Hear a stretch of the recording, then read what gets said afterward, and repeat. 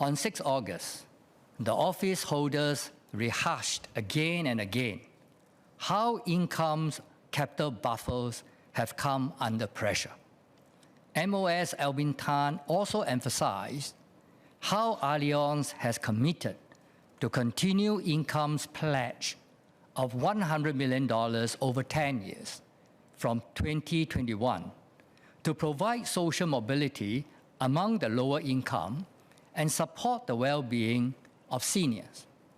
But now we know that Income and Allianz had all along planning to return about $1.85 billion in cash to the shareholders within the first 3 years of completing the transaction. So were all these discussions on income, social mission, and capital buffers on 6 August meaningful?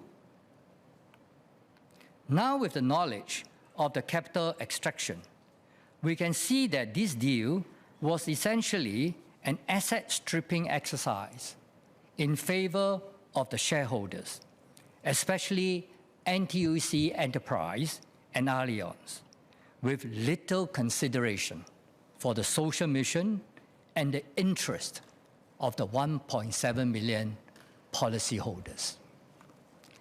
Had the deal gone through, NTUC Enterprise would have relinquished control over income while unlocking hundreds of millions of dollars from the capital reduction exercise. In my view, this would have been another sad case of Singapore losing control over a key strategic company for cash, instead of maintaining these companies for our economic development and security. I would also like to address a comment that Mr. Leong Mun Wai made earlier with regards to the capital reduction plan. So first, I think I've clarified that there was no application from Allianz. They only provided a prelim business plan to MAS in mid-July. I also clarified Monday and then also today, and a few members have mentioned it as well, that the deal is still subject to MAS regulatory approval. So I hope those facts are clear. I do have an issue with how Mr. Leong has described the capital reduction plan as an asset stripping exercise. And I don't think that is a fair description. I think Mr. Leong deliberately chose that term. And this is not the first time I've heard Mr. Leong make unkind remarks towards NTUC. Sir, NTUC has explained, you heard from SMS Desmond Tan earlier, and also other colleagues from the labour movement, that they are entering into this deal with the right intent. They acted on good faith. They wanted to do the right thing.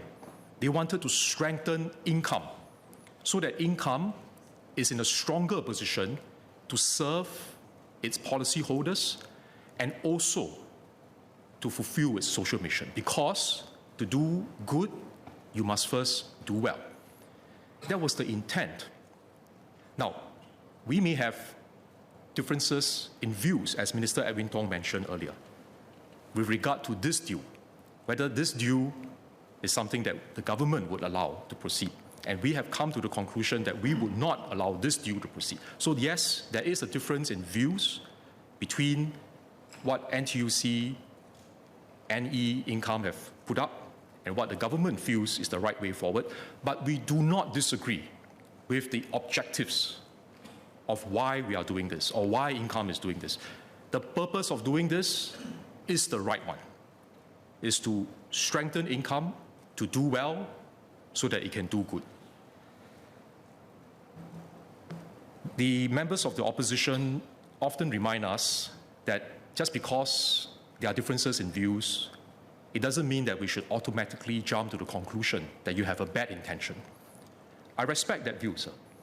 So I like to seek their agreement that in this case, please also apply that consistently, that just because there's a difference in views in terms of what the proposal is, how the proposal is structured, it doesn't mean that you should conclude that NTUC and NE were doing this without a good intent.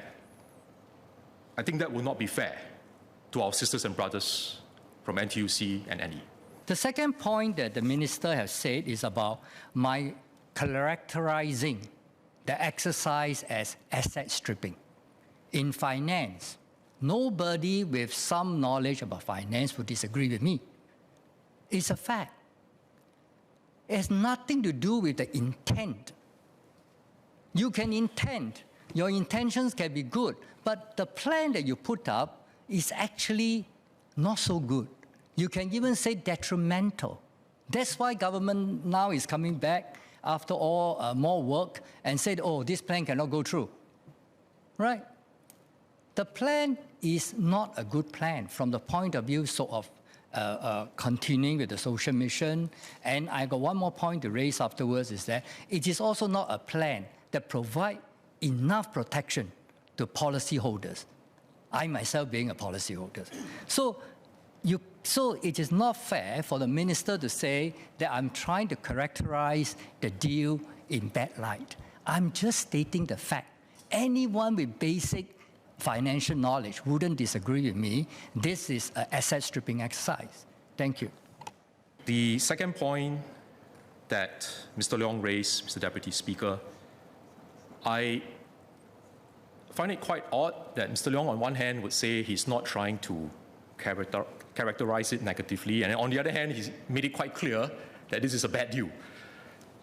We have explained why the capital reduction plan on its own would not be something that's uncommon. An entity, whether income or another insurer, another financial institution, to do capital optimization, I think Minister Edwin Tong explained this, I explained this as well, and Mr. Leong, I'm sure, understands. Financial optimization is something that entities, companies do regularly. So this by itself is not wrong. So when MAS was looking at this initially, they were looking at it from a prudential point of view to see if you do this, would income still have the necessary capital to meet its capital adequacy ratio?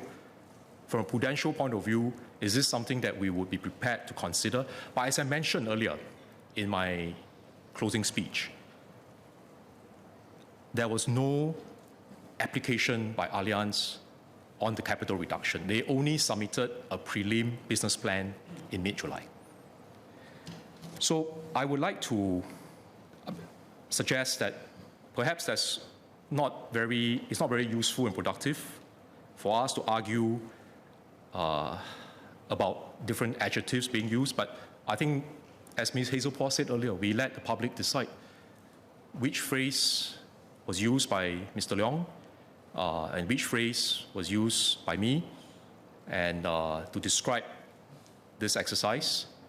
And I think Hansard will reflect that Mr. Leong did indeed say it's an asset stripping exercise.